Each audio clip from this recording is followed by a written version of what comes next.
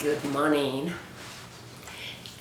This morning I'd like to talk a little bit about different type of incomes or different streams of incomes. As an employee, a lot of time we think our job is safe, therefore we don't think about creating multiple streams of income. But I do believe that as an employee, we are more the risk takers, or we are more the risk taker. A lot of time we think entrepreneurs or being an entrepreneur is very risky, but in reality, it is very risky to be an employee because you depend on your employer to provide for your family. So it's very risky to be an employee and now to think about creating different streams of income. I work for the government, and for a while I thought my job is safe, even compared to my husband's job, until there was the government shut down a year ago. Thankfully, we are not affected, but I heard that there were some people that were affected, and that made me think a lot about it. So there is no reason to think as an employee our job is safe. And since then, my husband and I, we have a little bit of discussion on it, on if we have to face a temporary job loss, how can we afford to provide for our family and pay our bills on time. And we talk about things we will trim off of our budget. That's why I like to do budget. What we will trim off, like cable for example, and at the time we have cable allowances that he and I take that we will remove. Even if you have to remove cell phone, before we changed to a carrier that we just pay $7 each. So that's how sometimes we sit down and just discuss what in our budget that is now really in need that we have to trim, and how much remaining costs we have to come up with as income to cover. So that's a good exercise to do as well. It's not a wish to lose a job, but it is a possibility. So, and that's one option to think about carrying some costs. The second option is to work hard while we are working to pay off your debts, because when you don't have debts, your living expenses is very small. So to come up with an income to cover that is easier.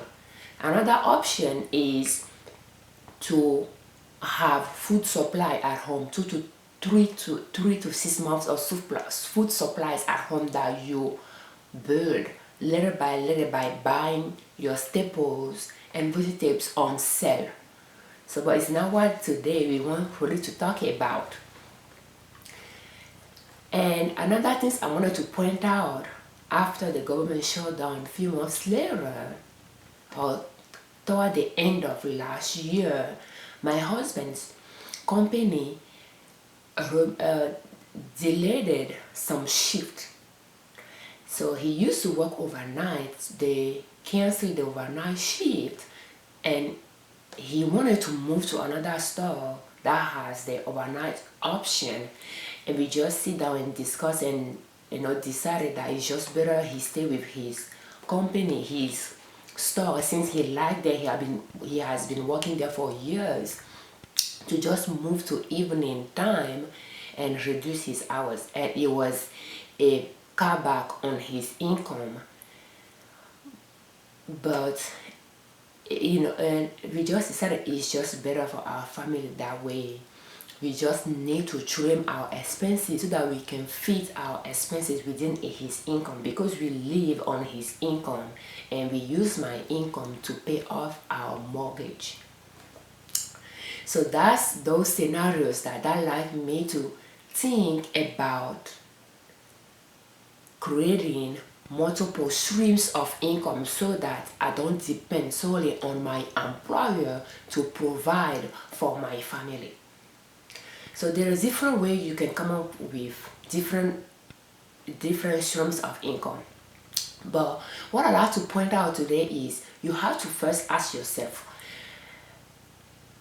is it required, does that income will require more of your time or more of your money, or both? So let's talk about different ways you can make money. Usually the one that we like to go to is the income that will require most of our time. So we have skills, we apply for a job, then we have to work a certain number of hours and get paid per hour. Even if you are salaried, we technically get paid for per hour.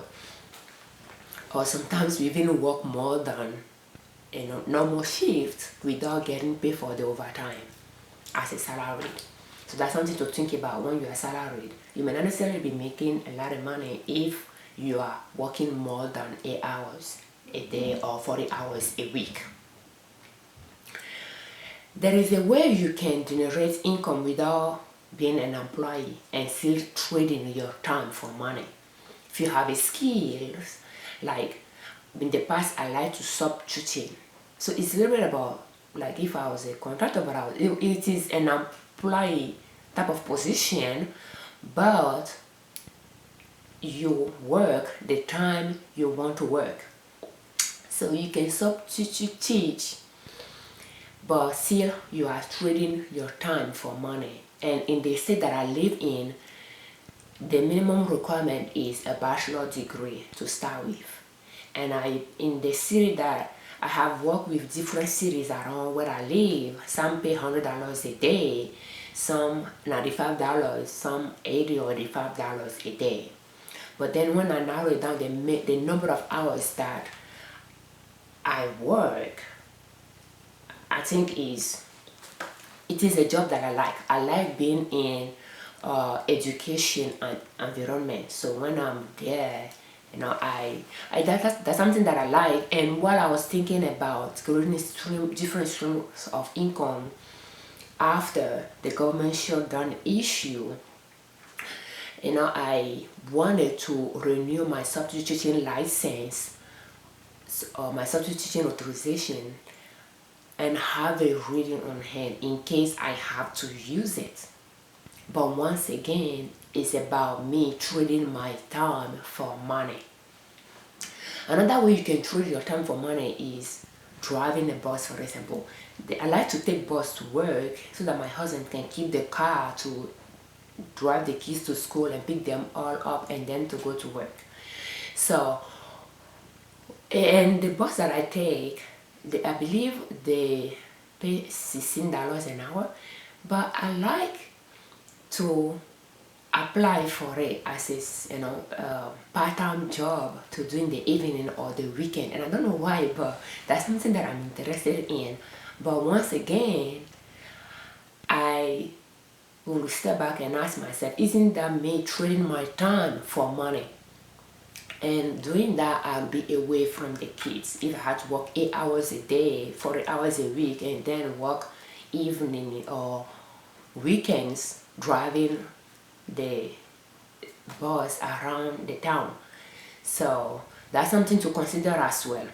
So there is consulting that you can do as well, and that will be trading your time for money. So we have fiverr.com, Upwork, where you can trade your skills. I believe freelance as well, where you can trade your skills. You can list your skills and be paid to provide your services But once again, depending on the service that you are providing, you might be trading your time for money. And we need to remember that we have 24 hours a day. So then if you are getting paid per hour, the amount of money you can make is tied to the number of time that you have available. And you don't have more than 24 hours a day available. So you are limiting yourself to a specific amount or a range of income each time you trade your time for money. So, but sometimes when you are in need and you need to come up with more income, it might be your first go-to type of income because that's where you can generate income very quickly. But don't get stuck in it. Just think about different ways you can make money by not trading your time. And your goal is to come up with a stream of income where you don't trade your time, or where you a stream of income that requires a little bit of your time and a little bit of your money. That would be the goal. So let's see the next type of income you can generate. So you can create a stream of income that will require your work, but it's not quite tied to your time. I don't know if that makes sense. So you will work, that will require some of your time to provide that work, to create that work, and you can generate income on it over and over and over until you decide to retire it. So that's another category of income, of streams of income, where you spend quite a bit of your own time to create a piece of work that you can sell over and over and over. That's a good stream of income as well to think about. And under that category will fall digital products or print on demand. I would think even writing a book or writing books, e-books, will fall under that category as well. So if you like to write and you have a story to write about, it could be fiction or non-fiction, so that those will fall under that category. You will spend some amount of time to write your book, but then you'll sell it for an extended period of time. As of digital products, I can give you an example. This year I started my line of digital product, and I started with financial planner. So this past week I spent 27 hours to create 2 sheets, like for 2 months, 2 sheet templates. And yesterday I spent 8 hours to design the photos, the listing photos for those 2 sheets. So I created the 2 sheets and I duplicated to have 3 products out of them. And then I spent 8 hours just to create pictures, to design pictures for Etsy shop, where I'll display those products and I'll have picture of them for my clients to view before they decided to make the purchase and download the products. But then as I work on it yesterday, I asked myself, is it a productive way of using my time, spending 27 hours to just design 2 templates that I might retire within 2 months, because I have the month and the year on the templates? And as I was thinking about it, and then what really made me think about it was not really the time that I spent on the templates, because for me it was more like a learning process as well. But it was the 8 hours that I spent designing pictures for the product that I will put on Etsy, and 3 products that came from those 2 templates. And then I asked myself, was it really a good way of using my time? Because I love the pictures that I designed for the Etsy listing products, that I didn't feel comfortable retiring the product after 2 months. And then I said, well, as I was thinking about it, and I said, okay, well, it was a lot of my time, and then I will sell the product. I published the product for $2.99, 2 templates for 2 months, and I have the month and I have the year on it, on them. So, and depending on the number of people that purchase the templates, it may not be a good way of using my time. So as I thought about it, I said, well, one way I can go around that is if I have the template without the month and without the year. Well, if someone likes that design, he or she could download it and just make multiple copies for the whole year, or could come back and purchase more, because I will have different codes on different ones, and I'll have on each one I can have multiple designs, multiple templates, no dates, no months, and different codes on each one of them, different design as well, so that my clients will have a broad range to choose from, and people might just purchase different ones to make their own planner for the year. And having those templates without the month, without the year, I can sell them over and over and over and over.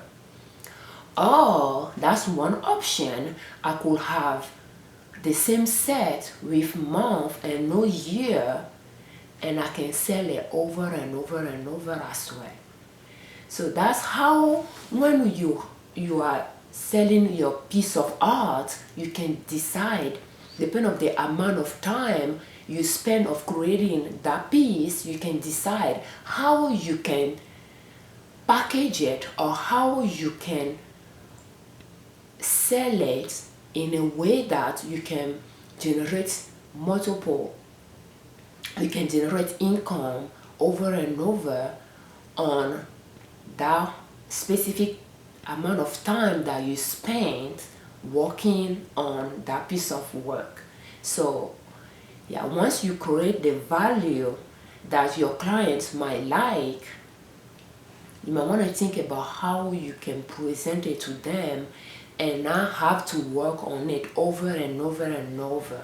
So that's an example right there. And sometimes your work might require a lot of your time. Just think about possibilities of presenting it in a way that you can generate income on it over and over and over. So the next type of income that we'll talk about will be income that is tied to other people's money.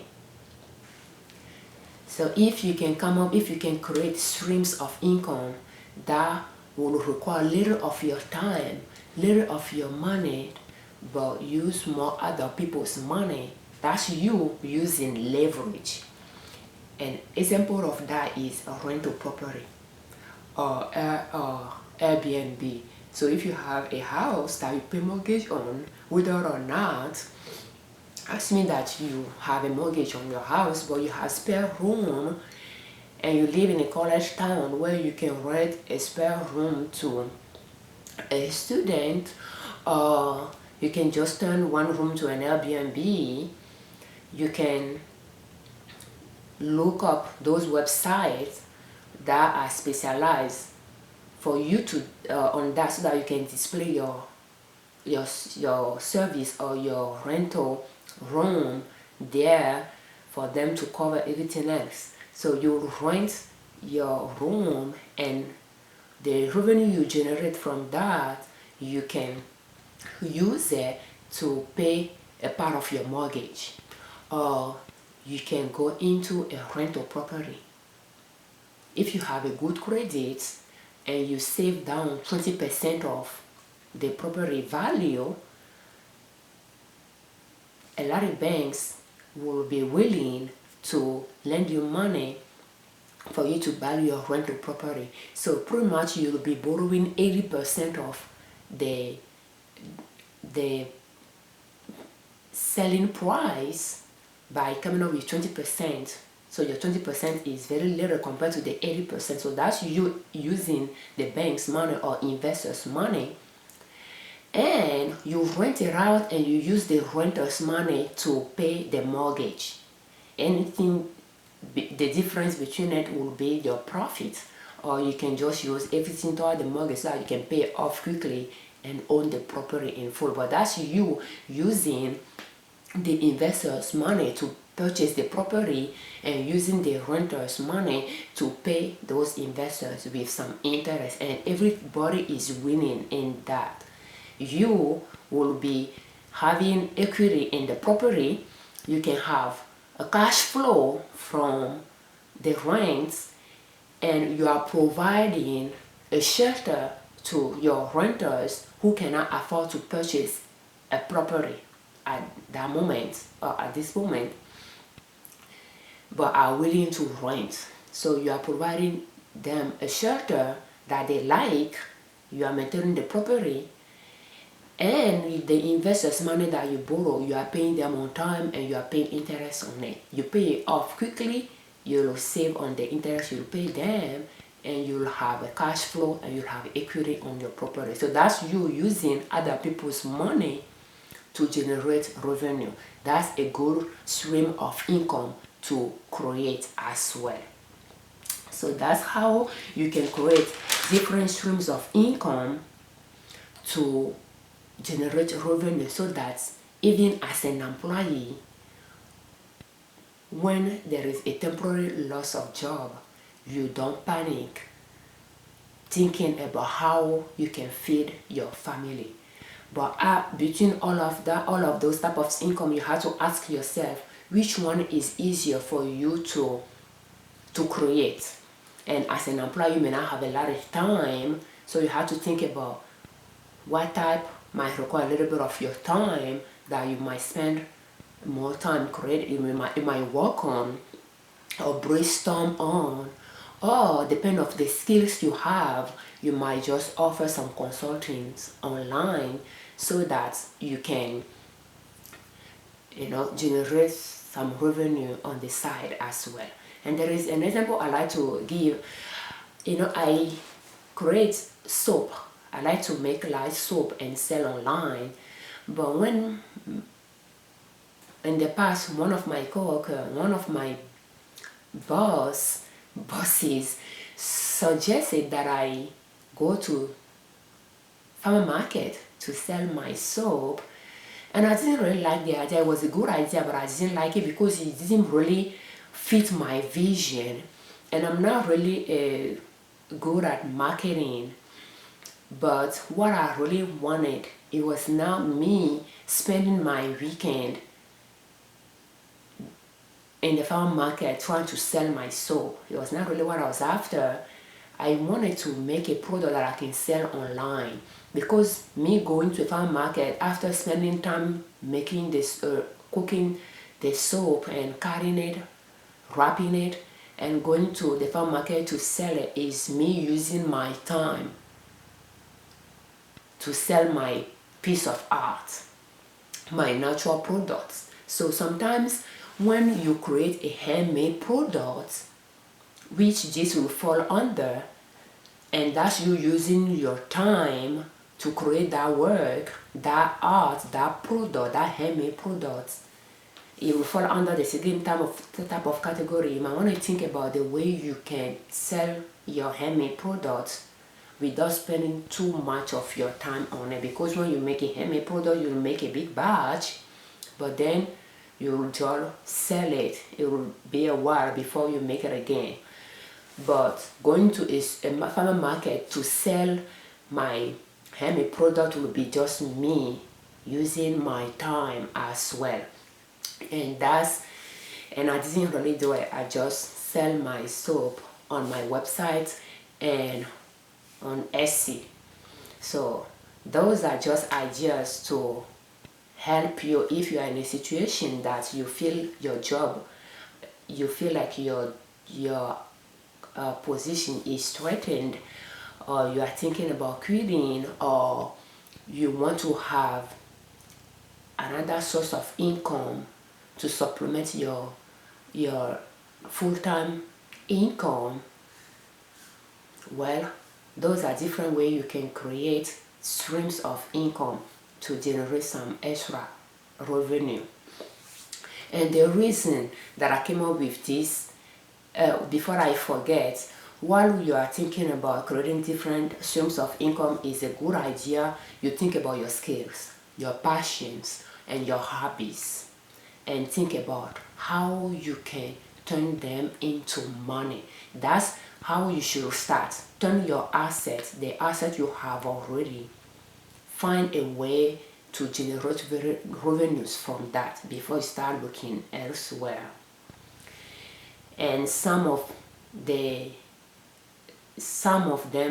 you might already have everything you need to start, but as I pointed out, streams of income that require little of your time sometimes might take time to generate enough of revenue for you. So it's a good idea that you start early so that you have enough clientele and you have enough products that you can sell.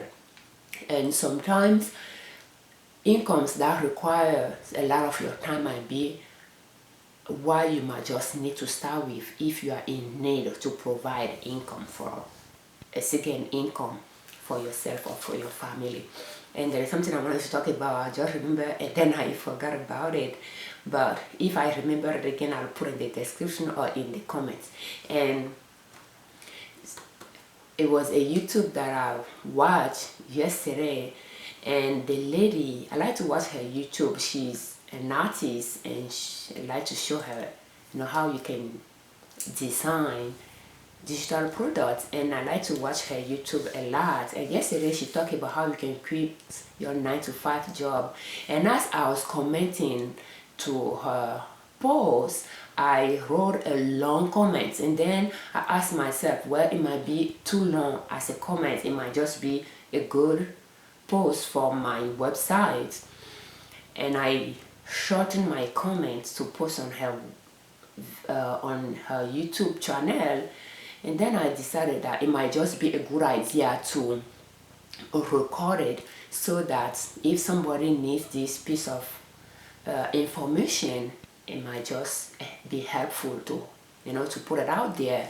But if you're interested to see what she recorded about, is very interesting. Her name is Alicia Khan. I'll put the link to her video in the description as well.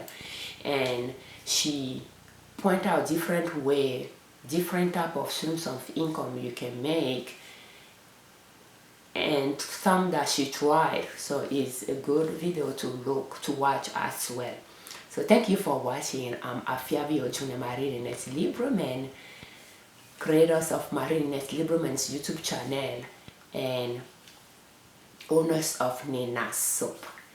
And my goal is to increase our net worth, live quality life within budget without sacrificing our quality life. So we live within budget without sacrificing the quality of our life. So that's what our YouTube is about. Our YouTube channel is about sharing how you can create a budget, how you can live within your budget to save some of your income so that you can start creating multiple streams of income. And I like to create streams of incomes that require a little of my money as much as possible, but sometimes it might require a lot of my time at the start, but then later it will, the level of time that I will put in it will decrease. And there is one streams of income that I forgot about it. That's what I talked about earlier, that I forgot something. One stream of income that is good as well is trading other people's time. Is related to other people's time. And what will fall under that category is being a business owner. So you can get to that stage as well, where your small business take a toll that you have to hire employees to help you with, or you have to hire contractors to help you with some task, and you are generating enough revenue in your business to cover all those expenses, and therefore you are not spending a lot of your time on your business. So yeah, that's one stream of income where you spend a little bit of your money and a little bit of your time, but you use more other people's time to generate revenue.